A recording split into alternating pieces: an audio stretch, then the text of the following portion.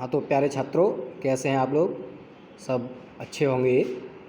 देखिए, आज हम कक्षा 6 में सामाजिक विज्ञान के अंतर्गत हमारा इतिहास और नागरिक जीवन, ठीक है, इसका अध्ययन करेंगे। तो आप देखेंगे अपनी किताब में जो आपका प्रथम चैप्टर है, इसमें पाठ का नाम है कैसे पता करें कब क्या हुआ था। दूसरा, इतिहास जानने के स्रोत, जो इतिहास जानने के कौन कौन से स्रोत होते हैं, यानी किन किन माध्यम से इतिहास को जाना जा सकता है, तो उसके विषय में यहाँ हम जानकारी प्राप्त करेंगे। ठीक है, चलिए आगे देखिए।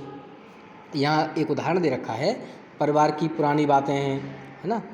जो मान लीजिए उस समय आपका जन्म नहीं हुआ होगा, तो उससे पहले भी क्या थी, दुनिया चल रही थी।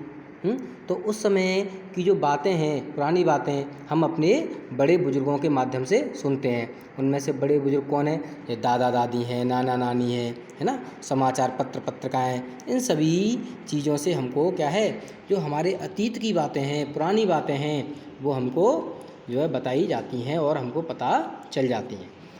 ऐसे ही हमें देखना है कि हज़ारों वर्ष पहले भी, है ना, लोगों के बारे में जानना हो तो उस समय क्या करेंगे, हमको इतिहास का अध्ययन करना होगा। ठीक है, इतिहासकार अतीत से प्राप्त तथ्यों और साक्ष्यों के आधार पर बीते समय की जानकारी देते हैं। ठीक है, अब इतिहास में देखेंगे कि इतिहास क्या होता है, बीते हुए समय और उस समय के लोगों को समझने और जानने का एक साधन होता है। अब कौन कौन से साधन होंगे, अब समझिए आप। जैसे यहाँ देखिए, उनमें से साधन जो होते हैं कि उस समय की कोई ना कोई परंपराएं होती हैं, जैसे मिट्टी के बर्तन हैं, खिलौने हैं, है ना, और कुछ मोहरें हैं। तो जो वेत्ता थे, है ना, जो पुरातत्ववेत्ता हैं, वो क्या करते हैं, इस तरीके की चीज़ों को ज़मीन के अंदर से खोदकर प्राप्त करते हैं और उनके माध्यम से उस सभ्यता का, उस पुराना रहन सहन है ना, पुराना इतिहास है, उसके बारे में जानकारी प्राप्त करते हैं, है ना। एक शब्द आया है पुरातत्व। देखो, पुरातत्व क्या है ना, प्राचीन काल में मानव द्वारा प्रयोग में लाई गई वस्तुओं, निर्मित मंदिरों, इमारतों आदि के अवशेषों का अध्ययन पुरातत्व कहलाता है। इनका अध्ययन करने वाले कौन होते हैं? पुरातत्ववेत्ता होते हैं। ठीक है, तो जो मान लो आज से हज़ारों वर्ष पहले क्या है, कोई ना कोई मानव सभ्यता रही थी, जीव जंतु भी थे, तो क्या है, वो क्या होते हैं, धीरे धीरे सब क्या होते हैं, नष्ट हो जाते हैं और अंत में उनके अवशेष बच जाते हैं, है ना, उनके हड्डियों के अवशेष, उनके द्वारा प्रयोग की गई वस्तुओं के अवशेष। तो उनके माध्यम से उनको खोद करके क्या है, उनका अध्ययन किया जाता है और उस समय की जानकारी प्राप्त की जाती है। ठीक, अब देखिए, इतिहास को यानी अतीत को 3 भागों में बांटा जाता है। पहला होता है पूर्व प्राक ऐतिहासिक काल। ठीक है, वह समय जिससे संबंधित लिखित साक्ष्य प्राप्त तो होते हैं किंतु उन्हें पढ़ा नहीं जा सकता। ठीक है, उसे कहते हैं आद्य ऐतिहासिक काल। ठीक है, एक दोबारा समझेंगे। यहाँ से अतीत को 3 भागों में बांटा जाता है।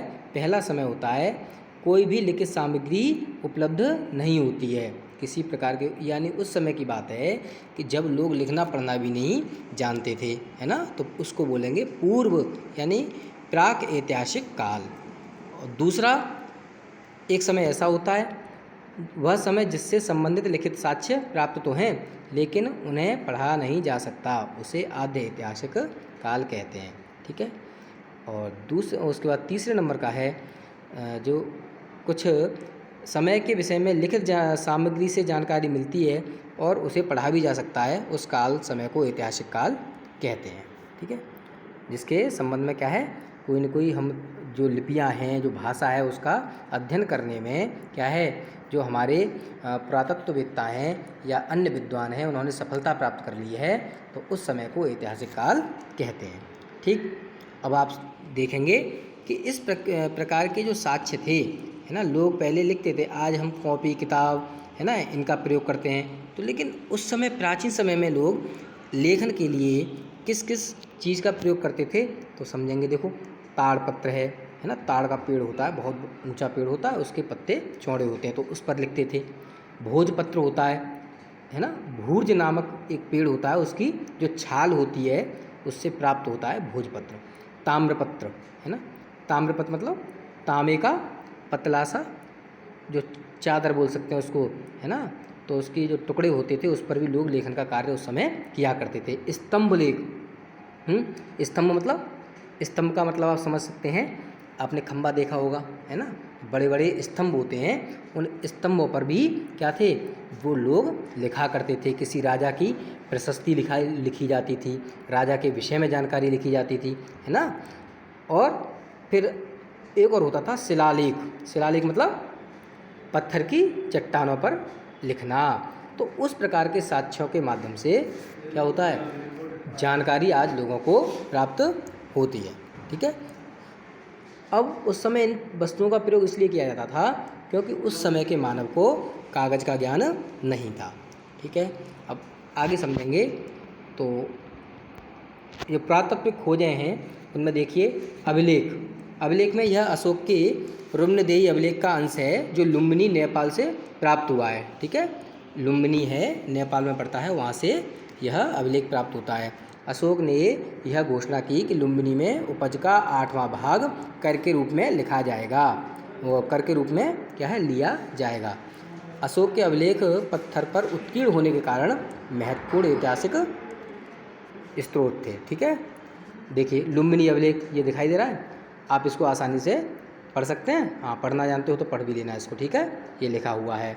अब देखिए जो अशोक के जो अभिलेख हैं, तो देखिए उनकी जो लिपि है किस प्रकार की थी।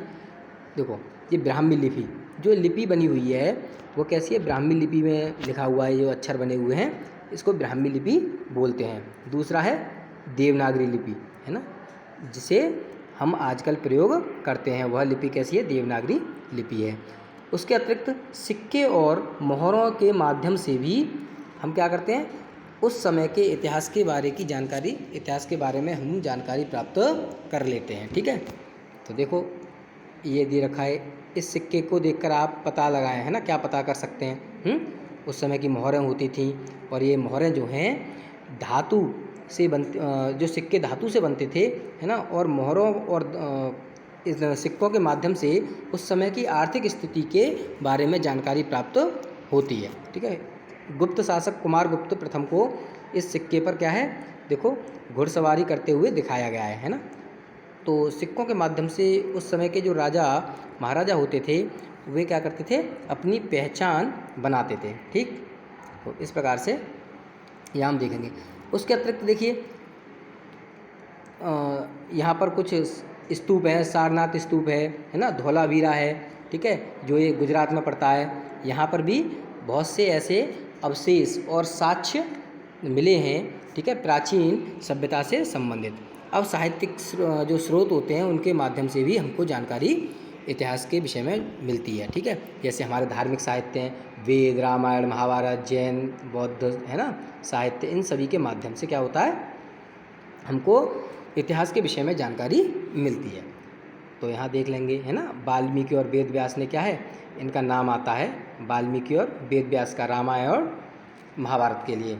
रामायण के रचयिता कौन थे, महर्षि वाल्मीकि, और महाभारत के वेद व्यास। तो इन सबको देखना है। फिर धर्मेतर साहित्य, यानी धर्मेतर साहित्य यानी जो कुछ धर्म से अलग हटके थे, है ना, जैसे अर्थशास्त्र था जिसको चाणक्य ने यानी कौटिल्य ने लिखा था।